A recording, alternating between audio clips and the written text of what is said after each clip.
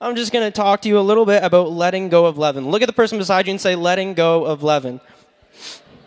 So I want you to imagine with me what it would have been like to have been an Israelite in the book of Exodus, enslaved by the Egyptians. I know it's probably the most depressing way I could have started out, but just bear with me, we're going somewhere. As you lay bricks day after day with the desert sun beating down on your back, and just when you feel like you're at your wit's end, when you feel like you've laid your last brick, when you've physically done all you can do, you have a taskmaster come up behind your shoulder and tell you to just keep on working. And after this day is done, you head home and you probably slam the door to your house in anger. And, I can just picture so vividly that there probably wouldn't have been any live, laugh, love posters on the wall, or Lord bless this house and curse the font above the stove like there is in my house. But as stories of Abraham's blessings from God fill their minds and how his descendants would be prosperous, I'm sure that it would have felt a million miles away to them.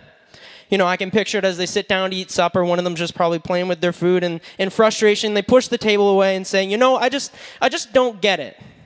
If God did tell Abraham that his descendants will be blessed, and we're Abraham's descendants, then how come we're here in Egypt as slaves? Like, did we mess up? Did we do something wrong? What's going on here? But ultimately, God had a bigger plan, as he often does, and that plan was going to happen through a man named Moses. As Moses walks onto the scene, as crazy as it sounds, I can imagine that their frustration would only intensify. I mean, who does this guy really even think he is? He was brought up in Pharaoh's palace by Pharaoh's very own daughter and says, I'm here to help set you guys free. But slowly and surely, he won them to his side with plagues of locusts, hail, livestock dying, and even a massive army of a plague of frogs. Like, can you just picture what Fredericton would be like if we just had a bunch of frogs jumping around everywhere? It'd be pretty crazy. Well, as all the plagues are coming to the end, with the death angel being the final plague, coming to kill every firstborn in Egypt, Moses gets the Israelites together and goes, okay, guys, there's some housekeeping items we need to take care of before we leave Egypt. And that preparation is what we now know today to be called the Passover. He tells them they must cook a lamb, but it can't be just any lamb. It has to be a firstborn lamb without blemish, and then they eat it and put the blood on the doorpost to signify to the death angel to pass by.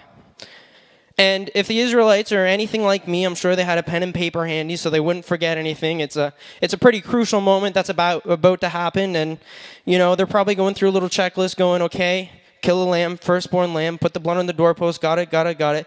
But then Moses instructs them to do this. Exodus 12, verse 19 says, for 7 days no leaven is to be found in your houses. If anyone eats what is leaven, that person will be cut off from the congregation of Israel, whether he's a sojourner or native of the land. Now, most of us here tonight, you're probably already familiar with what leaven is, and if you aren't, it's yeast. It's this super small cooking ingredient that's used when baking bread, and it causes the dough to puff up. And just in reading this in my own personal time, I'm not going to lie, it sounds super confusing. Like, it's not like leaven is super heavy and would cause them not to be able to travel to the promised land. It doesn't really make a whole lot of sense, and I'm sure in the same way that I had these questions, the Israelites probably had questions saying things to Moses like Moses, you mean to tell me on top of dealing with all these frogs jumping around everywhere, I have to clean my home of leaven, and if I don't, I'm going to be cut off? Like, are you sure you heard God right? Like, this doesn't make any sense. How is it that something so small and so insignificant could have such high consequences? But if we backtrack through Scripture, we see there's actually a practical reason in Exodus 12, and it's because God freeing them from Egypt was going to be a quick work.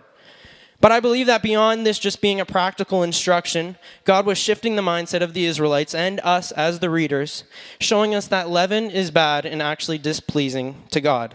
Yes, you heard me right. I said displeasing.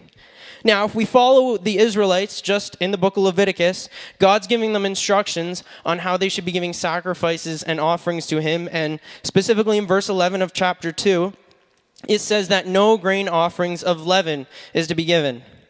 Now, they're perfectly okay to give grain offerings when they're prepared properly. Just for whatever reason, they can't give offerings of leaven.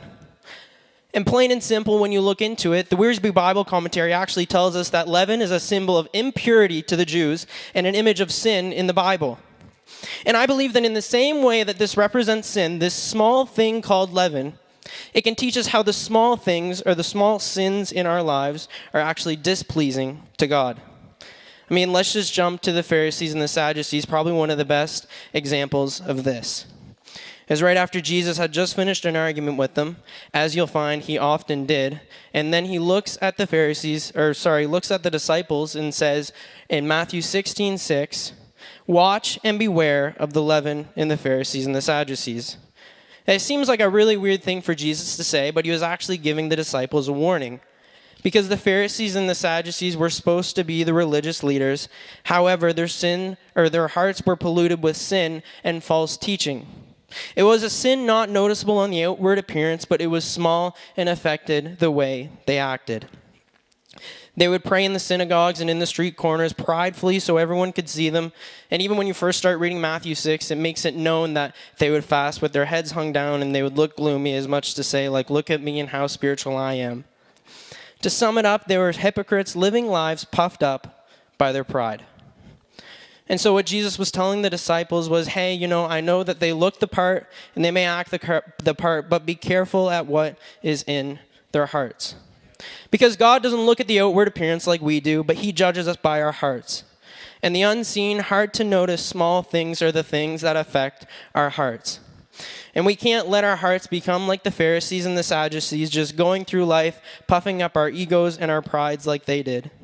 We can't let ourselves get carried away with sins like arrogance, bitterness, anger, unforgiveness, envy, and so on. Because although the Pharisees and the Sadducees, they never went out and killed anybody or robbed a bank or even really committed any of these sins that we would categorize as bigger sins, they still had sin in their heart. Even though it wasn't a prominent sin, it still had a big impact because sin is sin no matter how big or how small we categorize it. It's Ephesians 4:31 that gives us some good instruction on letting all bitterness and wrath and anger and clamor and slander be put away with you, along with all malice. Because even Proverbs 16:5 tells us that the arrogant in heart, just one example of one of these things we would categorize as a smaller sin, is actually an abomination to the Lord. The small sins are displeasing to God. It was David who, beyond asking God to help him to act right, said in Psalms 51 verse 10 to create in me a clean heart, O God, and renew a right spirit within me. We have to take action like the Israelites did before they left Egypt and clean our homes of leaven, cleaning our hearts of the small sins. Because even though it seems small, it still leaves a big impact. And it's so easy for us to overlook these because they're small, they're not noticeable in the outward appearance, and they're so tiny. But really, in closing, can I just remind us with what Paul said? He said it not once, but actually twice when writing to 2 New Testament churches that a little leaven leavens the whole lump. See, sin always has this way of permeating every part of your life, whether you like it or not, and the small things always have a way of rising to the surface. If you leave your pride, your arrogance, your bitterness, your anger, unforgiveness undealt with, it might not seem like a big deal, but at the end of the day, it will come out in what you say and what you do. It will change you in how you act in everyday interactions with people, whether it be your family members, your friends, or even your coworkers. And at the end of the day, we just have to remember that we can't let leaven permeate our hearts. We can't let sin permeate our hearts, but we need to let go of leaven. And that's really all I guess I kind of had tonight. I'll go ahead and let Pastor Matt take it back.